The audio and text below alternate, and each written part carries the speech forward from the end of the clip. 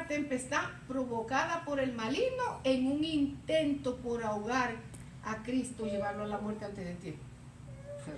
Fuera como fuera, no era normal. Y los discípulos no pudieron controlarla. Fíjense que le llenó de pavor. Yo me acuerdo que el pastor, yo creo que el pastor lo ha dicho aquí. El pastor fue muchos años cuando joven, se fue a pescar camarones, me parece que eran langostas o no sé qué era lo que pescaba. Pero vino, se fue, no me acuerdo tampoco ni dónde pescaba. Pero se fue en un barco a pescar, le pasó como unas. Y no era porque estaba huyendo, no era porque estaba huyendo el Señor. Se fue a pescar. Y estaba acostumbrado en los ríos y en el mar de allá donde. Pero dice que una vez se levantó una tempestad tan grande, hermano. Una tempestad tan grande que el barco se hundía, parecía como que lo hacía.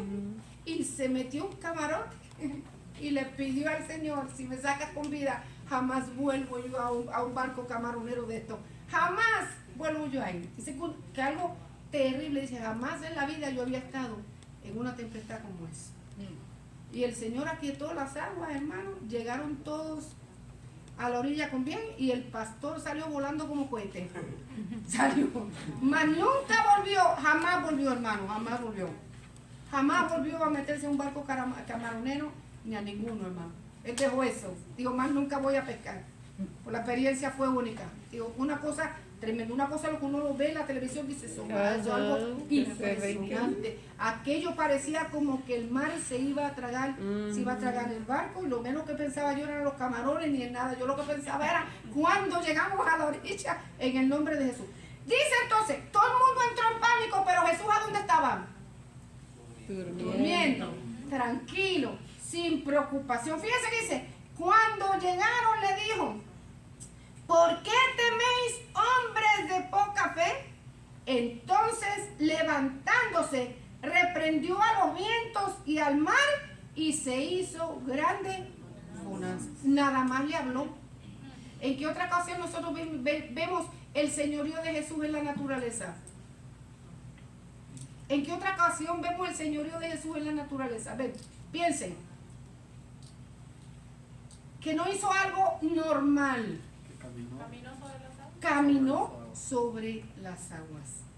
Ningún hombre ha podido. Hoy hay unos esquí, ¿verdad que sí? Pero pónganlo a barefoot, como dice el americano, a ver si no llegan, hermano. La naturaleza reprendió a los vientos y al mar y se hizo grande bonanza. Y fíjense la reacción de ellos.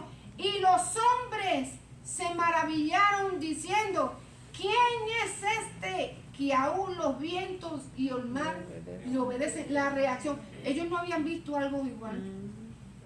Ellos no habían visto algo igual. Aparte de todas las cosas que ya Jesús había hecho, de los milagros que Jesús había hecho, las liberaciones, las sanidades, ellos no estaban acostumbrados a eso porque el mover de Dios no se movía, el poder de Dios no se movía así en aquel entonces. No, es que el tiempo del cumplimiento de Dios fue ese, cuando Dios empezó a derramar, ¿verdad? Y es que no es que no había gracia, hermano, pero los hombres habían provocado que ya Dios no le hablara de la misma manera en que hablaba. La última vez que Dios le habló a los hombres fue por Cristo Jesús. Y escribió su palabra. La palabra fue escrita para nosotros, para edificar a la iglesia, para ordenarla, para organizar a la iglesia de Jesucristo. Pero le habló a los hombres por los profetas y los hombres muy poco lo entendieron. Le habló por la creación y los hombres muy poco lo entendieron. Entonces, ¿qué dijo? Voy a enviar a mi hijo y le voy a hablar yo directamente a los hombres. Dice, como hombre se sometió a las leyes naturales, con las mismas limitaciones físicas y materiales con que viven todos los seres humanos. Ya yo le expliqué. Tenía sueño, caminaba, hablaba, reía, lloraba, tenía sentimientos como cualquier otro ser humano en esta tierra. Pero como Dios gobernaba a las leyes naturales. ¿Se acuerdan cuando Lázaro 4 días de muerto? 4 días de muerto. Y ya yo le he explicado, si fuera un sueño, nada más con aquel montón de vendajes y el montón de menjurjes que le pusieron a Lázaro, lo hubieran envenenado una sola vez. Se hubiera muerto. Cuando habló el nombre de Lázaro, porque si no todos los muertos salen a la viva él. Tenía dominio sobre qué, sobre la vida y sobre la muerte. Como Dios gobierna las leyes naturales, que para Dios no es nada imposible irrumpir en las leyes del universo para Él obrar un milagro. Para Dios no es nada imposible. No. No, Dios lo puede hacer.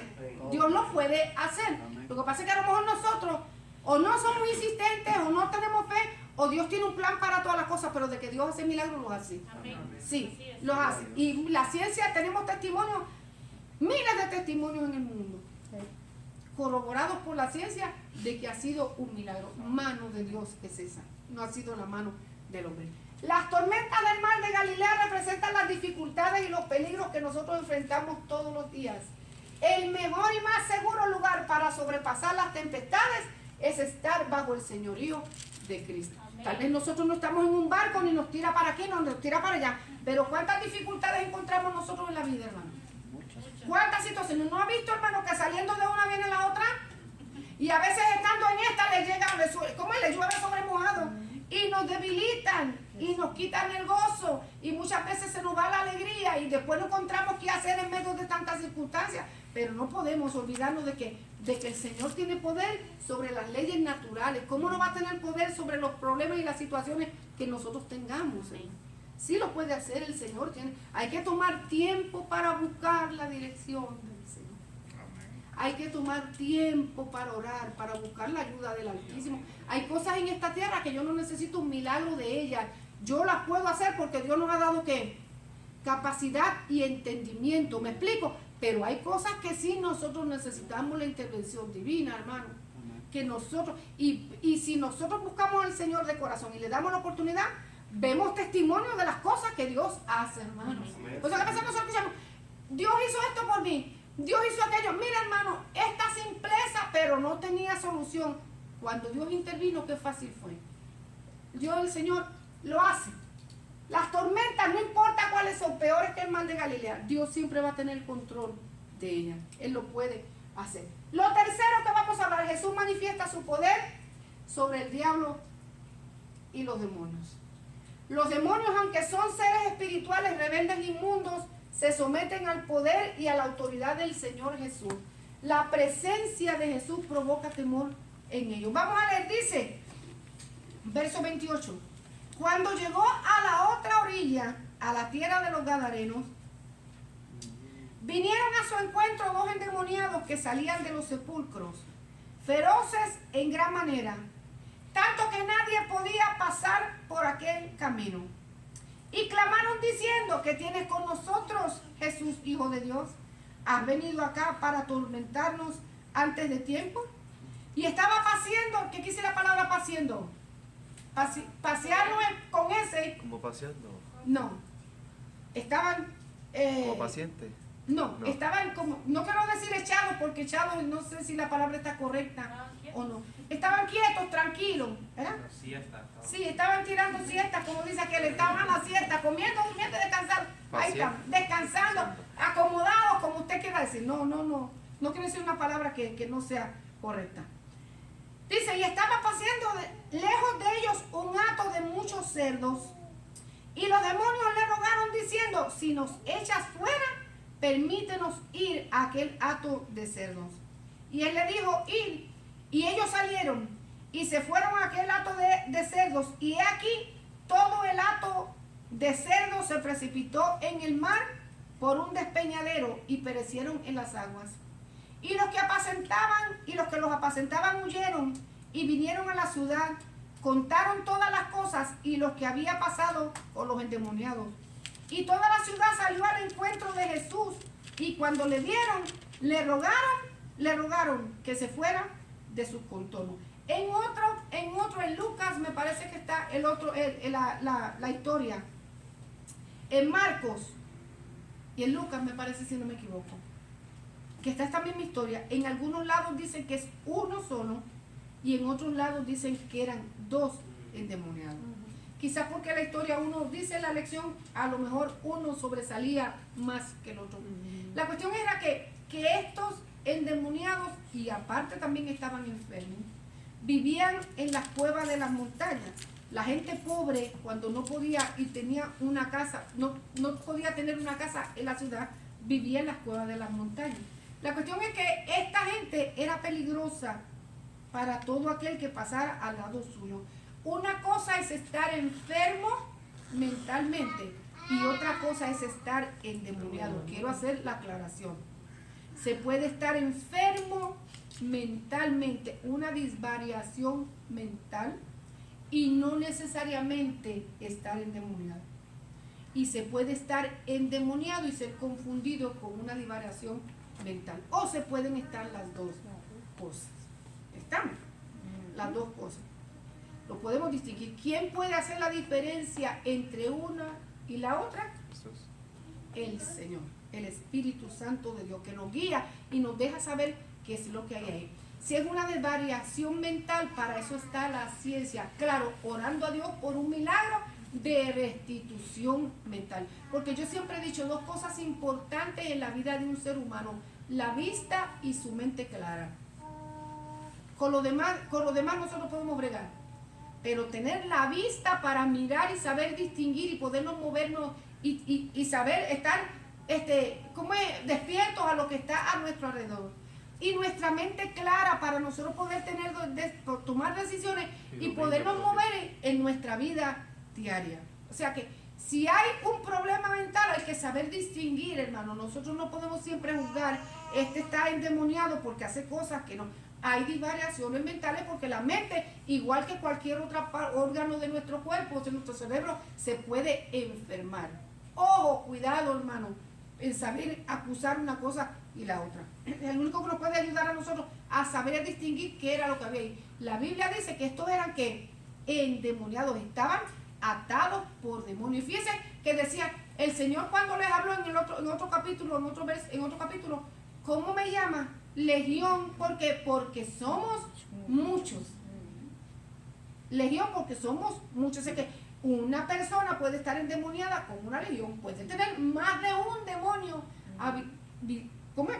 habitando dentro de él. Por tanto, le provoca no solamente una disvariación mental, le puede cualquier otro tipo de enfermedad a su cuerpo. Así que solamente los espirituales entienden lo espiritual. Porque si usted le habla a un doctor y le dice, es que él no está enfermo, es lo que tiene demonio, lo va a mandar a encerrar en el manicomio y usted junto con el otro. Porque él no entiende. Enciérramela de una vez también para que lo acompañe.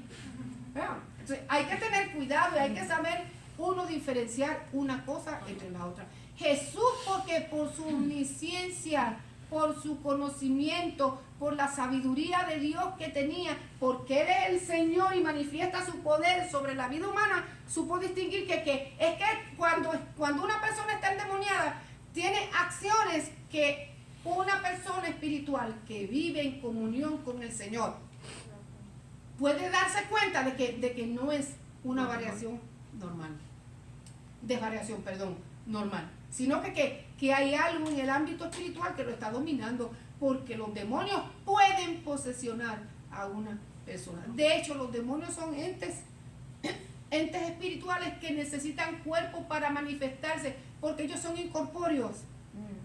Ellos no tienen cuerpo, no se pueden manifestar, pero necesitan un cuerpo ¿para qué? Para ellos manifestar sus instintos y sus deseos y sus maldades y sus cosas. Por eso nosotros tenemos que tener cuidado de no jugar ni traspasar los linderos del reino de las tinieblas, hermano. Porque nosotros somos sensibles, y tenemos que tener cuidado con eso. El mal existe, los demonios existen. Si no existieran, en sus palabras Jesús no nos lo hubiera dicho.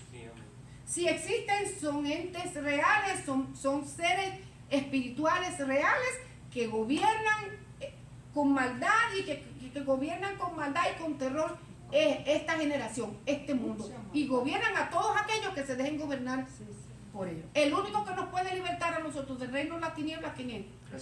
Cristo. Y mientras Cristo no venga al corazón del ser humano, anda en tinieblas y anda viviendo conforme a los deseos de este mundo, que son gobernados y dirigidos ¿por quién?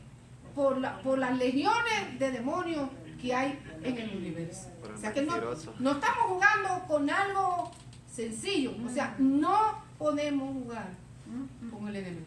Respetamos, ¿por qué le vamos a tener miedo, hermano? Jesús nos ha dado autoridad para reprender. ¿Me explico? Pero cada quien en su lugar. Tú en tu lugar y yo en el mío, en el nombre de Jesucristo.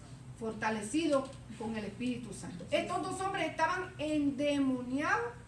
Es más, fíjese, y en el otro, déjeme ver, perdón. En el otro lugar, le voy a decir, espérese, Marco. Oh, espera un momento. Déjeme ver si es en Marco que estamos. Aquí estamos, Marcos capítulo 5. Vea. Mire la condición de aquel hombre. A mí me daba lástima, hermano. Me daba lástima cuando yo leí este versículo. Cuando mi papá tenía una condición, mi papá tenía esquizofrenia paranoica. Él vino de la guerra enfermo. Mi papá fue a la guerra. Pero el Señor me mostró un día, leyendo este capítulo, hermano. Ya mi papá está en la presencia del Señor. Me consta que Cristo vino a su vida y está en la presencia del Señor esperando aquel día.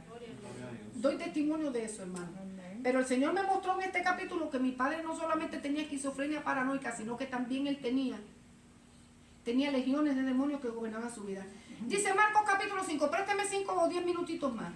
Vinieron al otro lado del mar, hablando del mismo episodio, ¿okay? Al otro lado del mar, a la región de los Gadarenos. Y cuando salió él de la barca, enseguida vino a su encuentro de los sepulcros un hombre con un espíritu inmundo, que tenía su morada en los sepulcros, y nadie podía atarle ni aun con cadenas, porque muchas veces había sido atado con grillos y cadenas, mas las cadenas habían sido hechas pedazos y desmenuzados los grillos, y nadie le podía dominar.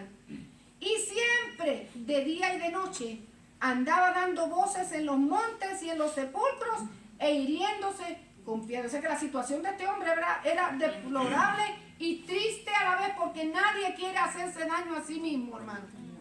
Tiene que tener un desvarío mental o tener un problema, hermano, espiritual, para que alguien se corte, se sane, se haga daño a sí mismo. Una mente que está clara y cabal no hace eso, porque Dios ha puesto en nosotros instinto de conservación. Más bien Dios puso en nosotros para que nosotros nos conserváramos, nos cuidáramos, tuviéramos cuidado de nosotros mismos. Porque Dios nos hizo a su imagen y a su semejanza. Tiene que haber un desvarío, tiene que haber ¿qué? Tiene que haber un problema espiritual para que una persona se pueda parar al frente, hermano, a la orilla de un edificio de 40 pies y tirarse por para abajo. Eso nadie lo hace en sus cabales. Nadie lo hace en sus cabales, tomar cualquier veneno, cualquier cosa para hacerse daño a sí mismo. Dice que la condición de este hombre era deplorable. Dice, siempre de día y de noche andaba dando voces en los montes y en los sepulcros, hiriéndose con piedras. Cuando vio pues a Jesús de lejos, ¿qué hizo? Corrió y se arrodilló ante él. ¿Qué dice aquí? Cuando vieron a Jesús, los demonios le dijeron, ¿qué tienes con nosotros, Jesús, Hijo de Dios? ¿Has venido aquí a atormentarnos antes de tiempo? ¿Qué pasó con ellos? Primero, reconocieron la divinidad de Cristo como Hijo de Dios. Los demonios saben que Jesús es el Hijo de Dios. Amén. Ellos lo saben, es el Hijo de Dios, porque Satanás le hizo la vida imposible a Cristo y lo tentó. Ahí tenemos una tentación al principio de su ministerio, pero nosotros no sabemos cuántas más tentaciones tuvo Jesús en el huerto del Edén, en el huerto de Getsemaní, o donde quiera que Jesús, en el huerto de los olivos cuando oraba. Nosotros no sabemos, pero dice que lo tentaba. Si eres hijo de Dios, si él sabía que ¿qué? Eres el Hijo de Dios. Pero por ser el Hijo de Dios te voy a tirar la cascarita. Dile a esta piedra, ¿tiene hambre? Tú eres hijo de Dios. Dile que se hagan pan y se van a hacer. Las piedras se hacen pan, dile, obligándolo a obrar fuera de ¿qué? De la voluntad establecida por Dios. ¿Qué tienes por nosotros? Reconocen la divinidad de Cristo. Saben que vendrá sobre ellos un juicio y un tormento eterno. ¿Quién tiene Mateo 25? Dios. Ajá. 25:4. 25:4.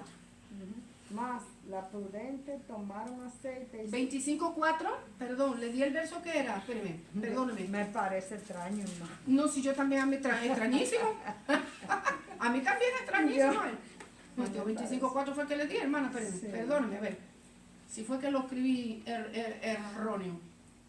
Ah. Bueno, de todas maneras, léaselo, que a lo mejor no conviene ese. Lea, no lo vamos a dejar de Sí, leer. porque esto es de las 10 vírgenes. Léalo ahí de las 10 vírgenes, de las 15, de las que sean. Dele.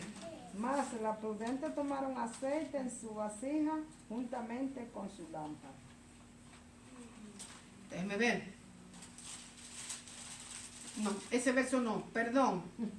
No. Le di un verso que no era. Tiene que ser el 25, hermana. Deme un momentito. Es el 25, espérame. Es el 25 que le haya dado uno, espérame, 25.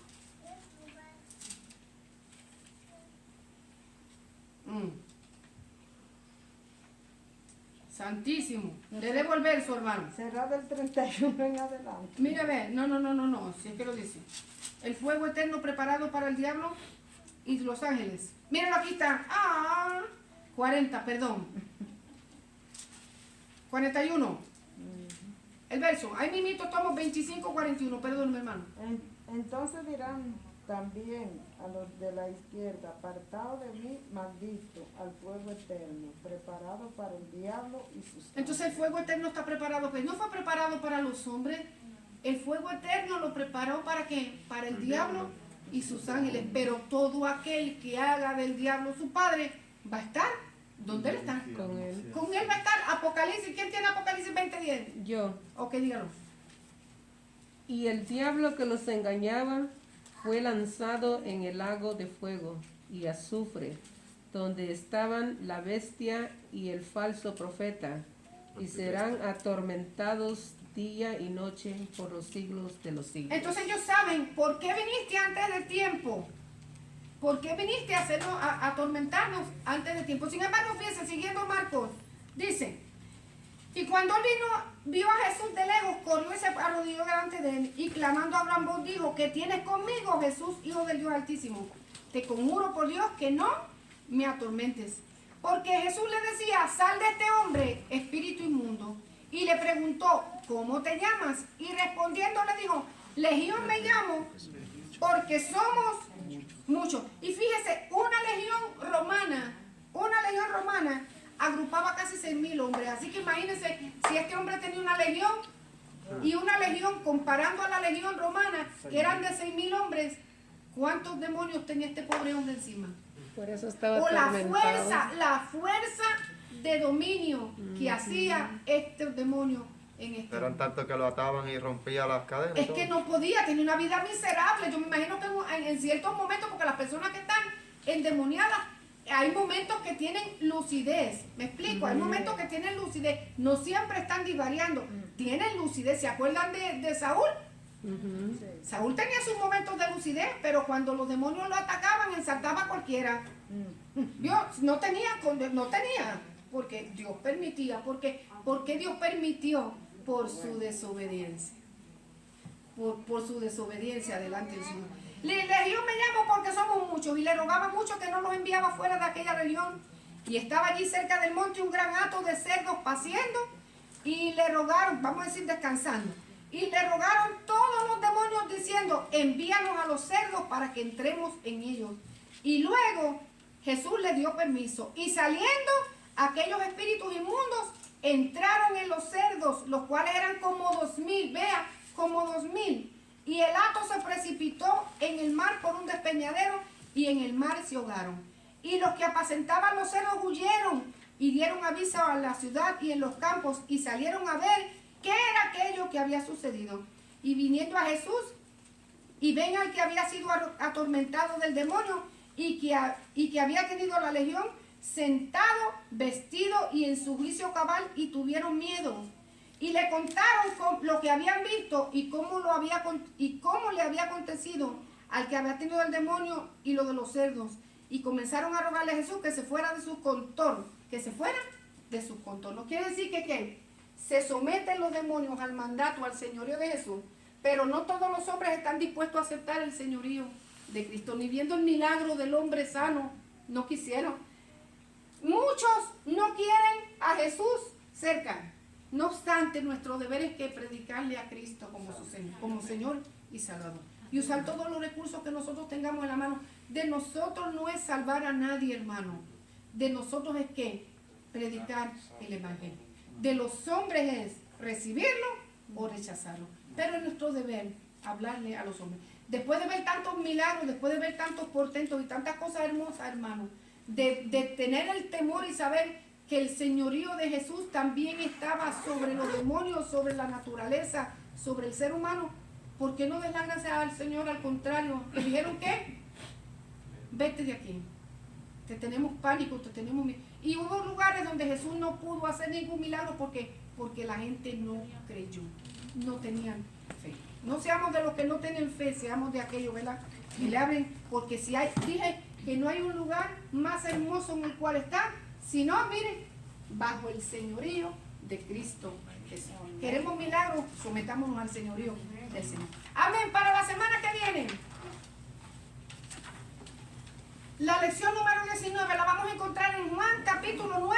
Léase todo el capítulo, desde el 5 hasta el 41. Abrir el propósito de los milagros, abrir los ojos para entender el propósito de Dios. Amén. Así que Dios les bendiga, hermano. Gracias por estos 10 minutitos. ¿Prepararon ya la bolsita? ¿Sí?